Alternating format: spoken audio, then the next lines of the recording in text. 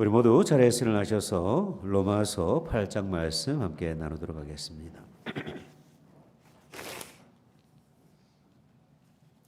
신약성경 로마서 8장 26절에서 29절까지 말씀, 우리 다 같이 짧은 구절이니까 한 목소리로 우리 같이 합독하겠습니다. 시작. 이와 같이 성령도 우리의 연약함을 도우시나니 우리는 마땅히 기도할 바를 알지 못하나 오직 성령이 말할 수 없는 탄식으로 우리를 위하여 친히 간구하시느니라. 마음을 살피시는 이가 성령의 생각을 아시나니 이는 성령이 하나님의 뜻대로 성도를 위하여 간구하심이니라. 우리가 알거니와 하나님을 사랑하는 자 곧 그의 뜻대로 부르심을 입은 자들에게는 모든 것이 합력하여 선을 이루느니라. 하나님이 미리 아신 자들을 또한 그 아들의 형상을 본받게 하기 위하여 미리 정하셨으니 이는 그로 많은 형제 중에서 맏아들이 되게 하려 하심이니라. 아멘. 자리에 앉으시겠습니다.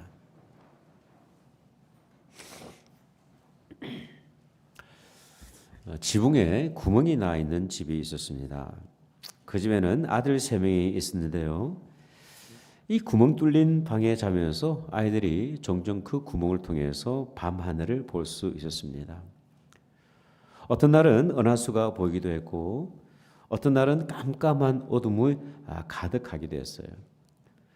어떤 날은 하늘이 너무 맑아서 별이 방 안으로 쏟아지지 않을까 걱정하면서 잠들기도 했습니다. 비가 오면 이 세 아이는 양동이를 번갈아 갖다 놨어요. 물을 받쳐야 되니까. 왜 그렇게 했냐면 부모님이 먼 곳에서 가게를 하시다 보니까 집에 오셔가지고 고칠 시간적인 여유가 없는 거예요. 어느 날 이 세 형제가 지붕을 타고 올라가가지고 구멍 난 곳을 땜질을 했습니다. 그렇게 땜질을 한 그날 밤부터 이 형제들이 별을 볼 수가 없었어요. 그런데 어느 날 태풍이 막 불어오더니 그 지붕에 구멍이 다시 생겼어요.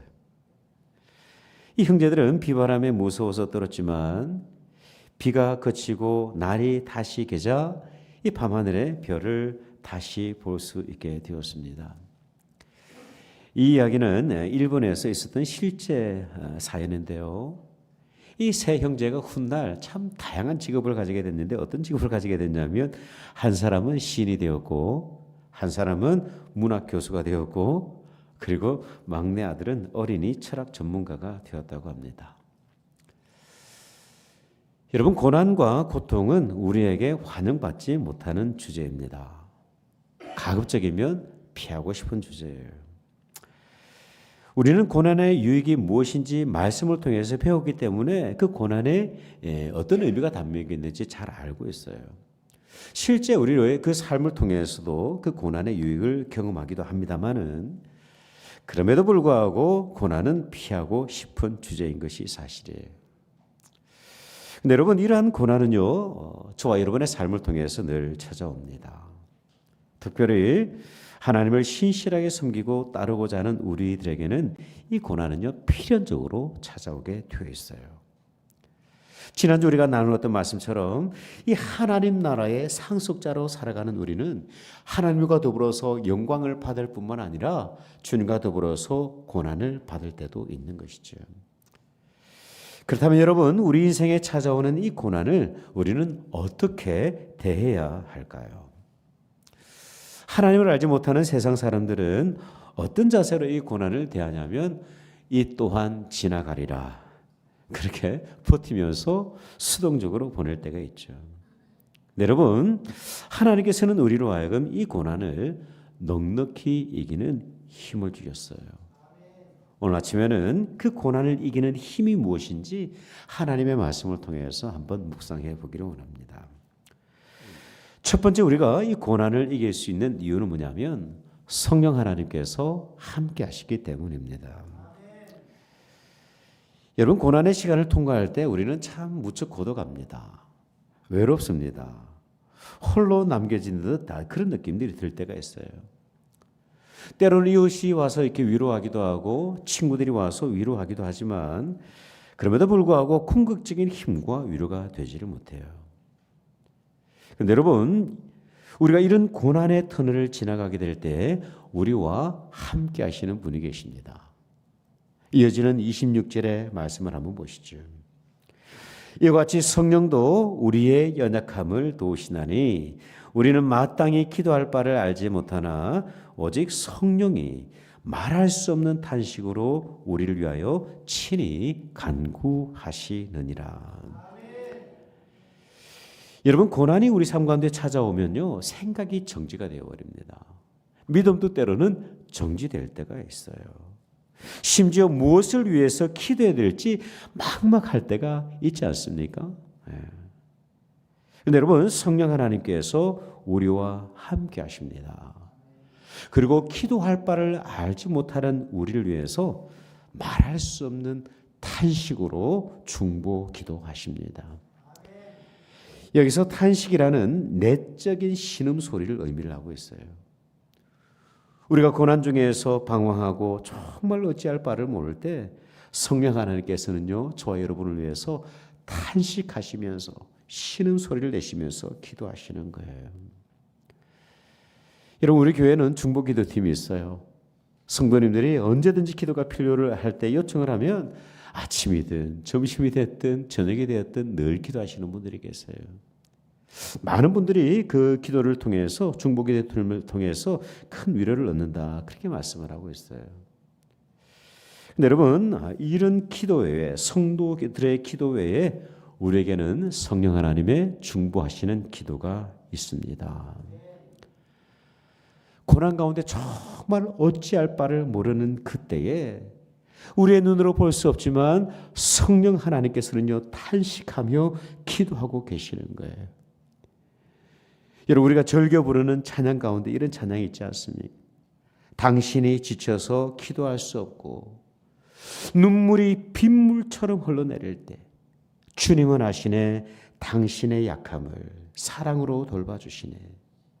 그리고 후렴 가사가 있어요. 누군가 널 위하여 누군가 기도하네. 내가 홀로 정말 외로워서 마음이 무너질 때에 누군가 널 위해 기도하네. 여러분, 우리를 위해서 기도하는 많은 사람들이 있어요.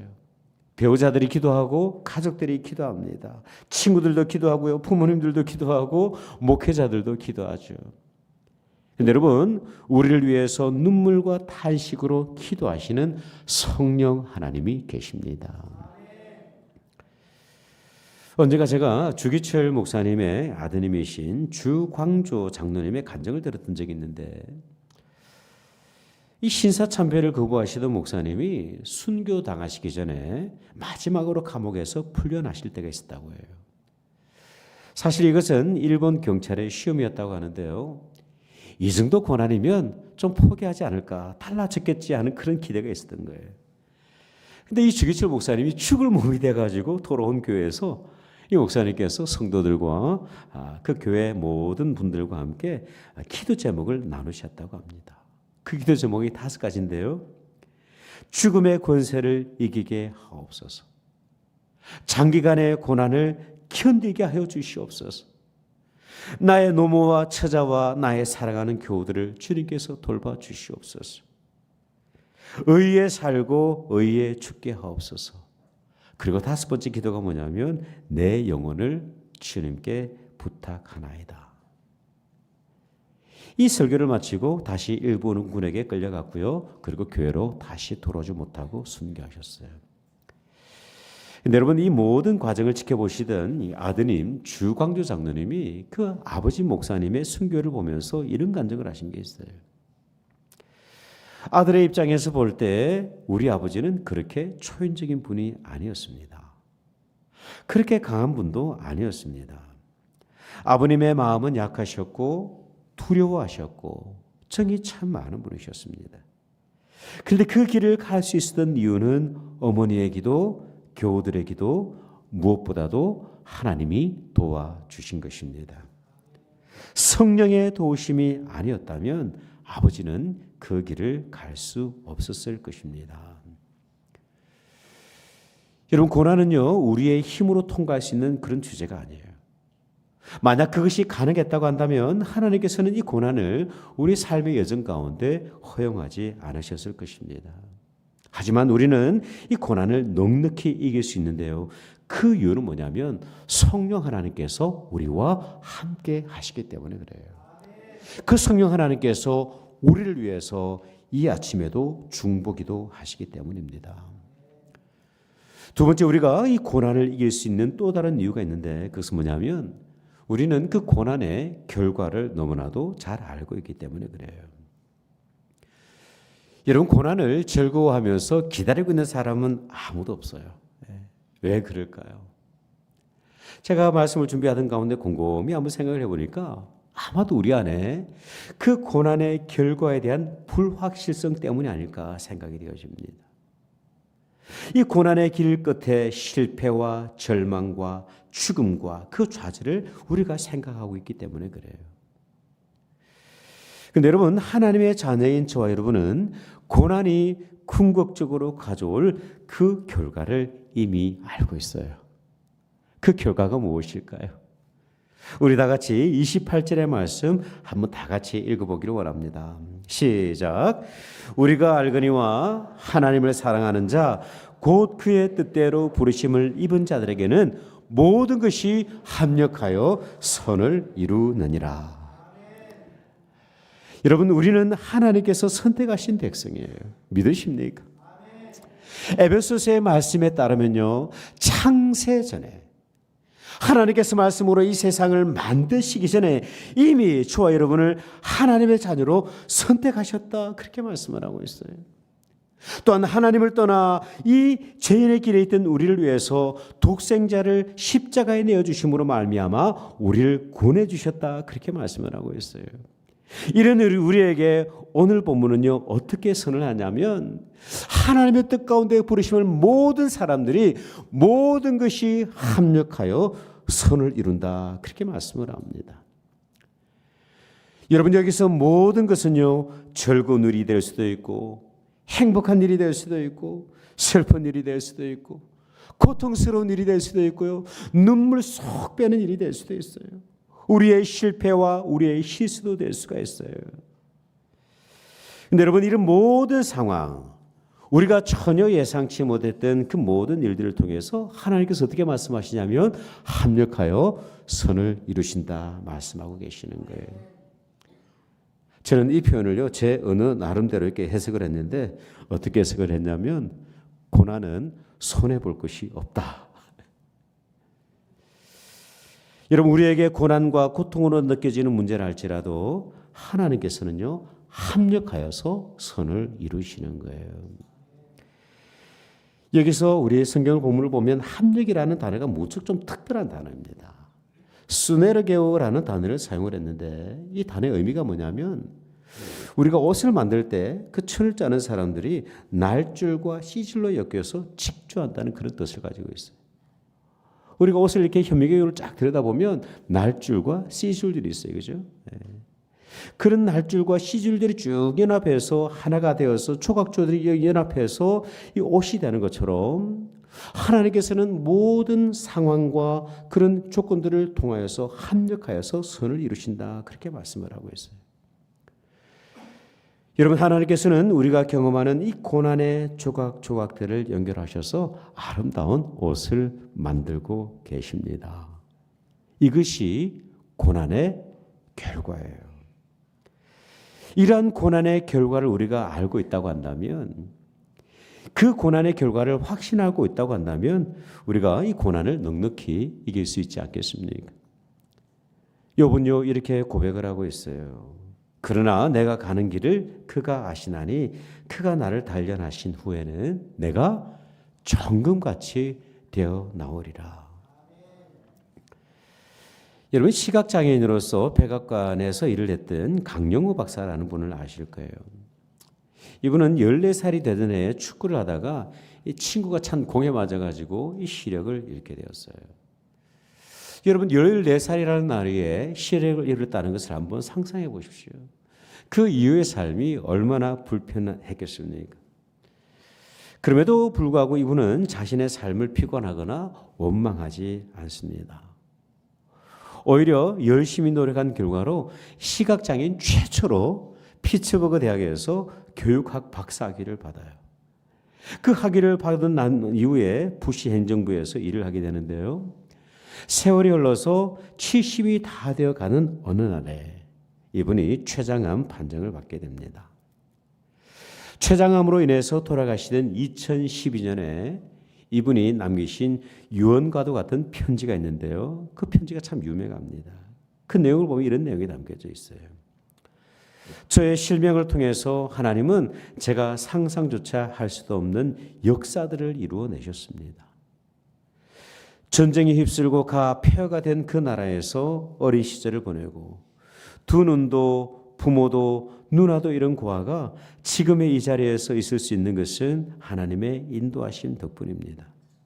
실명으로 인하여 당시 중학생이라고 한다면 꿈도 못 꿨을 예쁜 누나의 팔짱을 끼고 그럴 수 있었고, 실명으로 인하여 책도 쓸 수 있었고, 세상 방방곡곡을 다니며 수많은 아름다운 인연들도 만들었습니다. 하나님께서 마련해 주신 그 아름다운 인연들로부터 받은 게 너무 많아서 봉사를 결심할 수 있었고, 이를 통해 많은 사람들에게 감동을 전하는 강연들도 하게 되었습니다. 두 눈을 잃고 저는 한평생을 살면서 너무 많은 것을 얻었습니다. 여러분, 고난은 불편함이고 부족함이죠. 그런데 하나님께서는요, 이런 불편함과 부족함을 통해서 우리가 상상할 수 없는 아주 특별한 일을 행하고 계시는 거예요. 이 고난의 조각조각들을 모셔서 하나님만이 기대하시는 그 위대한 작품을 만들고 계시는 것입니다. 이것이 우리가 고난을 이길 수 있는 힘이에요. 비록 고난 가운데서는 믿음도 정지가 되고 때로는 무엇을 위해서 기도해야 될지 정말 막막하기도 하지만 이 고난을 통해서 이루실 하나님의 선하신 계획들을 우리가 신뢰할 수 있다고 한다면, 신뢰하고 있다고 한다면 이 고난을 여러분 넉넉히 이길 수 있지 않겠습니까? 마지막으로 우리가 고난을 이길 수 있는 이유는 아주 특별한 이유가 있는데요. 그 고난을 통해서 저와 여러분이 예수 그리스도의 형상을 닮아가기 때문입니다. 여러분, 우리에게는 간절한 소원이 있어요. 예수님을 구주로 영접한 모든 사람들에게는 그리스도를 닮고자 하는 거룩한 열망이 우리 가운데 있습니다. 우리를 창조하시고 우리를 위해서 자신을 내어주신 그 예수 그리스도를 닮고자 하는 간절한 소원이 우리 가운데 공통적으로 있는 거예요. 근데 여러분, 이러한 소원이 때로는요, 고난을 통해서 이루어진다는 사실을 아시는지 모르겠어요. 오늘 본문 29절을 보니까 이렇게 기록이 됩니다. 우리 다 같이 한번 읽어보죠. 시작. 하나님이 미리 아신 자들을 또한 그 아들의 형상을 본받게 하기 위하여 미리 정하셨으니 이는 그로 많은 형제 중에서 맏아들이 되게 하려 하심이니라. 여러분, 우리는 하나님께서 선택하신 백성들입니다. 29절의 말씀에 근거한다면 우리는요, 하나님이 미리 아신 자들이에요. 이런 우리로 하여금 하나님께서는 고난을 통해서 우리를 구원하신 예수 그리스도를 닮아가게 하시는 거예요. 사실 오늘 본문은요, 많은 그리스도인들이 은혜를 받는 성경 구절이기도 하지만 많은 그리스도인들이 오해하는 성경 구절이기도 합니다. 왜냐하면 본문이 기록을 하고 있는 이 선에 대한 오해가 우리 가운데 있기 때문에 그래요. 많은 사람들은요, 오늘 본문을 쭉 읽어내려 가운데 이 자의적인 해석을 할 때가 있어요. 자기중심적인 해석을 할 때가 있는데 그 해석이 뭐냐면 이 고난의 끝에 내가 원하는 그림, 이 고난의 끝에 내가 원하는 소원, 이 고난의 끝에 내가 원하는 그 기도의 제목들이 모든 것이 이루어질 것이라고 하는 그런 이렇게 희망의 모습들을 우리가 가지고 있어요. 그런데 여러분, 오늘 본문의 말씀은 사실 그런 의미가 아니에요. 하나님께서 모든 고난을 통하여서 합력하여 선을 이루어 가시는데 그 선의 본질적인 모습은 뭐냐면 우리가 예수 그리스도의 형상을 닮아가는 것입니다. 고난을 통해서 우리의 삶이 역전되고 고난을 통해서 우리의 삶이 성공의 자리에 올라서는 것이 아니라 이 고난을 통해서 예수 그리스도의 사랑을 배우고요. 이 고난을 통해서 예수 그리스도의 십자가를 배우는 거예요. 이 고난을 통해서 하나님의 마음을 알아가시는 것입니다. 제가 담임 목사를 이렇게 시작을 했을 때 돌아보면 참 이렇게 연약한 그런 유약한 그런 목사였던 것 같아요. 작은 고난에도 힘겨워하고 절망하고 낙심했던 시절이 있습니다. 부임 이후에 며칠 지나지 않아서 이런저런 교회 문제들이 막 생기기 시작을 하는데 이 초보 목사가 감당할 수 없을 만큼 여러 가지 일들이 막 생기는 거예요. 저도 처음 목회를 하는 그런 상황이었기 때문에 잘하고 싶은데 그래서 소문으로 하여금 그 김 목사 참 목회 잘한다는 소문도 좀 듣고 싶은데 그런데 제 기대와 달리 전혀 다른 그림들이 펼쳐지고 있는 거예요. 그 점에 제가 아내와 공원을 산책하던 가운데 이런 이야기를 했던 적이 있습니다. 여보, 아무래도 6개월을 버티는 것이 어려울 것 같다. 부임한 지 채 2달 안 돼서. 근데 아내가 웃으면서 이런 이야기를 하더라고요. 여보, 그래도 1년은 버텨야죠. 1년은 버텨야 이력서에 한 줄이라도 쓰지 않겠어요. 유머로 이야기를 하는데 웃으면서 이야기를 하는데 그런데 그게 위로가 되질 않아요. 여러분 고난 가운데 있는 우리의 모습이 철저히 처절한 우리의 모습이 그래요. 근데 여러분 이 고난의 시절을 지나가는 동안 제게 주신 하나님의 아주 특별한 은혜가 있었는데 그게 뭐냐면 이 고난을 통해서 주님 앞으로 조금 더 가까이 나아갈 수가 있었어요. 이 고난을 통해서 주님 앞에서 조금 더 진지하게 기도하게 되더라고요. 그리고 이 고난의 과정을 쭉 겪어가면서 제 안에 있던 교만함을 볼 수가 있었습니다.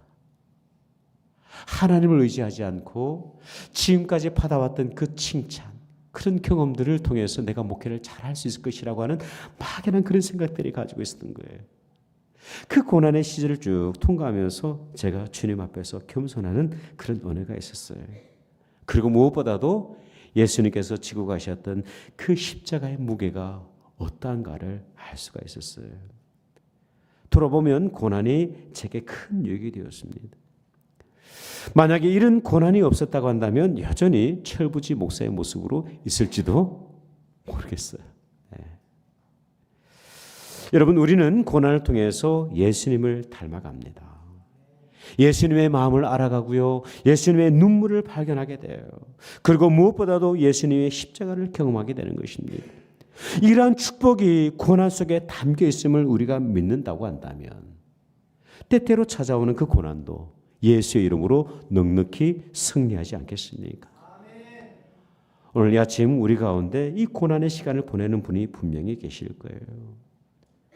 그 고난의 시간은 참으로 외롭고 고독합니다. 그러나 우리에게는 이길 힘이 있어요. 성령 하나님께서 함께 하십니다. 하나님께서는 모든 것을 통하여서 합력하여 손을 이루어 가고 계세요.